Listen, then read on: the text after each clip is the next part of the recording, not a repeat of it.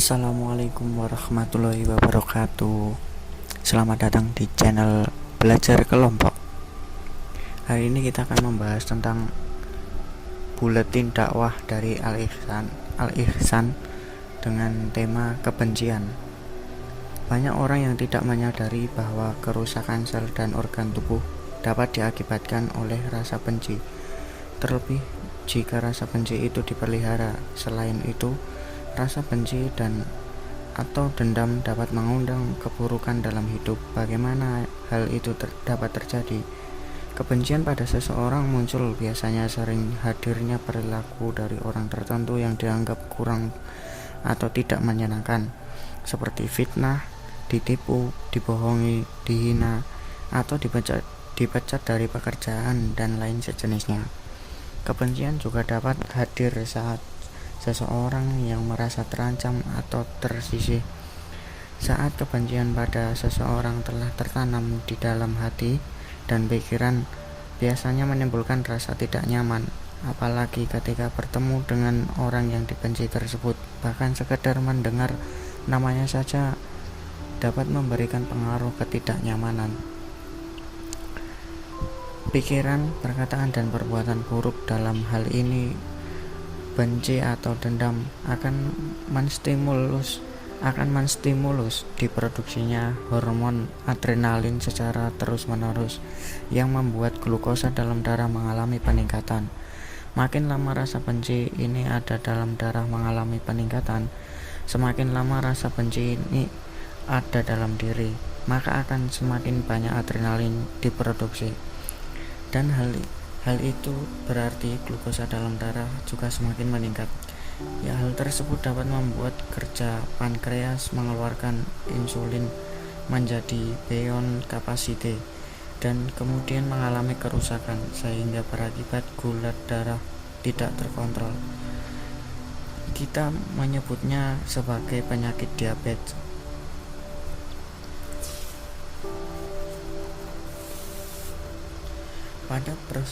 Pada proses selanjutnya, emosi membenci juga dapat merusak liver karena bekerja berlebihan memberikan darah yang kotor. Intinya, kebencian dapat merusak kualitas kesehatan organ dalam tubuh manusia. Emosi juga merupakan energi intrinsik yang akan proses menjadi partikel sub atau atom, kemudian berproses menjadi atom, kemudian berproses menjadi molekul, kemudian menjadi sel, hormon, dan organ tubuh. Hal tersebut menunjukkan bahwa kualitas sel, hormon, dan organ tubuh manusia dapat dipengaruhi juga kualitas oleh kualitas emosinya. Emosi baik dapat memperbaiki kualitas sel, hormon, dan organ, sementara emosi buruk justru dapat merusak. Kita tentu tahu bahwa tentang kualitas sel dan organ adalah berarti tentang sehat atau sakit. Di samping itu, baik dan buruk kualitas hormon manusia yang disebabkan oleh emosi besar kecilnya juga memberi pengaruh pada kualitas keturunan, baik menjadi sifat maupun kesehatan anak. Bersikap baik pada setiap orang membantu kesulitan, termasuk memaafkan, adalah sebagian dari sikap syukur pada Allah. Karena bersyukur artinya menggunakan fasilitas yang Allah berikan sesuai dengan kehendak Allah. Dan hendaklah mereka memaafkan dan berlapang dada. Apakah kamu tidak suka bahwa Allah mengampunimu dan Allah Maha Pengampun, Maha Penyayang? Quran Surat An-Nur ayat 22. Kepada hambanya yang bersyukur Allah akan menambah nikmat, baik melalui organ dalam yang memberikan kesehatan, teman-teman yang baik, atau rezeki yang baik. Dan kepada orang-orang yang tidak mau bersyukur, Allah mengancam dengan keburukan yang akan dihadirkan dalam kehidupan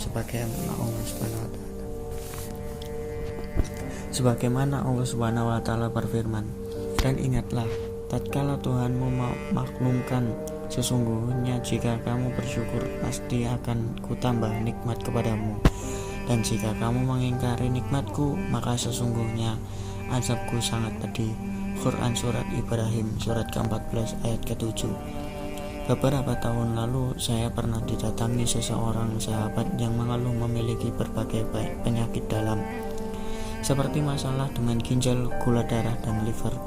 Dan yang membuatnya heran, penyakit yang kurang lebih sama juga diderita oleh istri dan adiknya. Padahal mereka, terutama sahabat saya itu, termasuk yang rajin berolahraga dan menjaga asupan makanannya. Dia sempat berpikir penyakitnya ini ada yang mengirim. Dalam obrolan kami terungkap bahwa beberapa bulan terakhir ia sangat gelisah dan gusar. Sahabat saya ini punya masalah dengan seseorang. Ia dan keluarganya dipermalukan dan ditipu sehingga hampir 100 juta. Karenanya orang tersebut sangat dibencinya, bahkan bersumpah untuk tidak memaafkannya. Lalu saya menyampaikan nasihat tentang kebencian seperti dalam naskah ini. Walau awalnya ia selalu merasa tak mungkin bisa memaafkan orang tersebut dikarenakan kesalahannya yang sudah keterlaluan, namun di akhir pertemuan ia semakin memahami dan berjanji untuk mencoba. Tidak sampai 1 bulan, sahabat saya tadi menelpon dengan intonasi yang terasa sangat emosional. Ia mengabarkan bahwa baru saja mendapatkan hasil tes laborat kesehatannya, dan ia mengabarkan bahwa semua gejala penyakit yang datang tiba-tiba itu dinyatakan hilang atau menuju perbaikan yang signifikan. Sejujurnya saya juga sangat terkejut dan penasaran, di samping senang tentu saja. Bagaimana bisa hanya dalam waktu sebulan penyakit-penyakit berat itu bisa dengan cepat membaik? Sahabat saya itu bercerita, beberapa hari setelah pertemuan kami, ia memanggil anggota keluarganya yang ikut merasakan dampak dari masalah dia dengan orang yang mengkhianatinya. Istrinya, 3 anaknya yang sudah dewasa, dan adik lelakinya. Dia menceritakan pembicaraan kami dan mengajak seluruh anggota keluarganya untuk mengikhlaskan dan memaafkan. Pada awalnya tentu saja mendapat penentangan, namun akhirnya disepakati untuk mengikhlaskan dan memaafkan. Mulai saat ini saya memaafkan dan mengikhlaskan segala perbuatan keji si fulan. Semoga Allah SWT memberinya petunjuk ke jalannya. Amin. Begitu kira-kira mereka berkomitmen. Dan setelah kejadian itu, kesehatannya dan kesehatan keluarganya berangsur membaik. Wallahu alam. Kemudian setiap energi intrinsik yang terbangun di dalam tubuh seseorang akan membentuk frekuensi tersendiri. Kemudian disebarluaskan oleh otak talamus ke alam semesta, mencari frekuensi yang sama dan ditarik ke dalam kehidupannya. Artinya bahwa orang-orang yang memiliki sifat-sifat yang kurang lebih sama akan dapat menjadi orang dekatnya. Dan kita juga akan didatangi oleh rezeki yang kualitasnya sesuai dengan energi intrinsik atau sifat-sifat yang terbentuk dalam diri. Hati menjadi keras membatu, pada titik tertentu akan menjadi karakter dan sulit menerima hidayah. Sesungguhnya kita punya alasan untuk membenci seseorang, kecuali benci kepada perbuatannya saja. Tidak ada satu manusia pun, termasuk diri kita sendiri, yang tidak pernah melakukan kesalahan. Tentu sangat ingin orang lain memahami dan memaafkan diri kita dan semua manusia yang hari ini selalu melakukan kejahatan, memiliki potensi suatu saat menjadi manusia yang lebih baik dibandingkan diri kita. Dan betapa banyak kejadian orang yang dahulunya bermusuhan dapat menjadi teman yang sangat dekat di kemudian hari. Wallahu a'lam bishawab. Terima kasih sudah mendengarkan video ini. Wassalamualaikum warahmatullahi wabarakatuh.